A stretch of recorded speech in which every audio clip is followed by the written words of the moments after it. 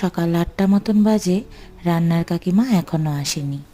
সকালবেলা ১ গ্লাস গরম জল খাওয়ার পর দুটো আমন্ডস খেয়ে আমার আর মেয়ের জন্য ব্রেকফাস্ট বানাচ্ছিলাম। আমি বরাবর বানাই আমার আর ওর ব্রেকফাস্টটা। এদিকে বাবু বাজার নিয়ে চলে এসেছে, আমাদের জন্য ইলিশ মাছ আর ভ্রমর আর ওর পাপার জন্য কাতল মাছ। ভ্রমরের পাপা ইলিশ মাছ খায় তো দূরের কথা, ওর আশেপাশেও যাবে না। ঘড়িতে বাজে 10টা, এখনও যখন রান্নার কাকিমা আসেনি, আজকে আর আসবে না। আর দেরি না করে চটপট ভাতটা বসিয়ে দিলাম, আর এদিকে মাছগুলো সব ধুয়ে নিচ্ছি। তারপর জায়গাটা ভালো মতন পরিষ্কার করে নিয়ে বাকি কাজগুলো সারবো।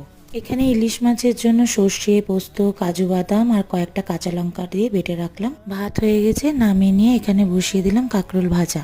আর এই যে ডাঁটার শাক, কালো জিরা, রসুন, কাঁচা লঙ্কা ফোড়ন দিয়ে এত ভালো লাগে খেতে, পুরো ভাতটা মনে হয় ওটা দিয়ে শেষ হয়ে যাবে।